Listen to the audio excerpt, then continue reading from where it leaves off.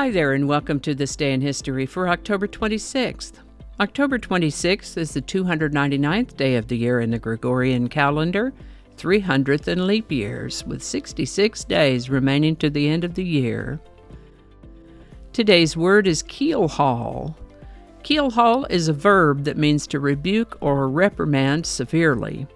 This word comes to us from the history of sailing and ships and matters maritime. So let's talk for a moment about the anatomy of a ship and how that applies to the rest of the definition that I'll give you in just a moment. Okay, so in the anatomy of a ship or boat, the front is called the bow. The back is called the stern. The right side is called starboard, and the left is called port. The keel is a very important anatomical feature of a boat or ship. It's a heavily reinforced spine that runs along the bottom of the ship through the center, front to back, very much like an actual spine. The hull is the shell of the boat and is the most visible part, and the rudder is a flap in the back that helps steer. Keels can come in lots of different forms, and I believe there are names for all of them. Back to today's word, though. In the current time, keelhaul means to rebuke or reprimand severely. No slap on the wrist, this one. But as far back as 700 BC, there's mention of a punishment, usually for piracy, that involved dragging the individual in the water, either along the keel or from one side of the keel to the other. There's a little more mention of this practice in the 1600s as ocean travel increased, both for merchant marine operations and military naval operations. Actual physical keel hauling, though, was often fatal to the person being hauled. It was such an extreme punishment that the term came to be applied on land to a severe reprimand or rebuke. The word keelhaul is a combination of the Scandinavian word keel, as defined above, and Old English haul, which means to drag or pull. First known use of the word keelhaul is in about the mid-1600s. Keelhaul. And with that, cholera is an illness caused by ingestion of food or water that is contaminated with cholera bacteria. It's more likely to occur in unhygienic conditions, which is why it's always a concern after a disaster like flooding or storm destruction. Hand washing and sanitary conditions and proper cooking can help avoid cholera, but we didn't always know that. Alongside that, we have the Austrian-Turkish War going on from 1683 to 1699. Austrian General Silvio Piccolomini had been sent to capture Kosovo, Bosnia, and Macedonia from the Ottoman Empire. Today's item is that on October 26, 1689, General Piccolomini ordered the city of Skopje in Macedonia to be burned down, ostensibly to prevent the spread of cholera. Ironically, he himself contracted cholera and died shortly thereafter.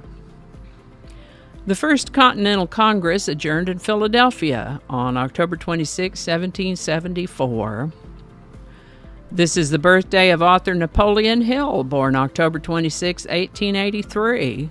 He was a best-selling self-help book writer, best known for his book Think and Grow Rich, in which we can read about how desire, faith, and persistence can propel one to great heights if we can suppress negative thoughts and focus on long-term goals. Might sound simplistic, but I think there are some useful principles to study and follow in there. Napoleon Hill lived to the age of 87. The first electric generator at Hoover Dam went into full operation on October 26, 1936. The last natural case of smallpox occurred in Somalia on October 26, 1977. The World Health Organization and the Centers for Disease Control and Prevention consider this date to be the anniversary of the spectacular success of vaccination. The United States passed the USA PATRIOT Act into law on October 26, 2001.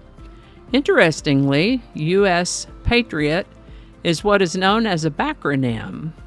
We've discussed before that an acronym is a word formed from the initial components of a longer name or phrase, usually using individual initials or letters, as in NATO for the North Atlantic Treaty Organization or EU for the European Union. A backronym, though, is an acronym that's assigned to a word that existed prior to the invention of the backronym. That said, USA PATRIOT is a backronym that stands for Uniting and Strengthening America by providing appropriate tools required to intercept and obstruct terrorism.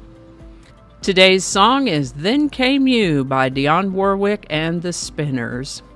Written by Sherman Marshall and Philip T. Hugh, this song was released in July of 1974. And as popular as Dionne Warwick had been for over a decade, I was surprised to learn that this was her first ever single to reach #1 on the Billboard Hot 100, which it did on October 26, 1974. Then Came You by Dionne Warwick and the Spinners. Link in the description. And I think that's going to do it for us today. Thank you so much for watching. Consider subscribing if you haven't already. Feel free to share this video with the link in your email, messaging, or social media. If you enjoy this series, you can check out the playlist that contains these videos. I'll put a link to that in the description. That description lives on YouTube, so for other platforms, I'll include a link to my blog page called No Really. You can also find me on Rumble, BitChute, and Odyssey. All those links in that description. Alrighty, that's all I can think of right now. Thanks again, and I'll see you next time. Alrighty, back to work. I think we got it this time.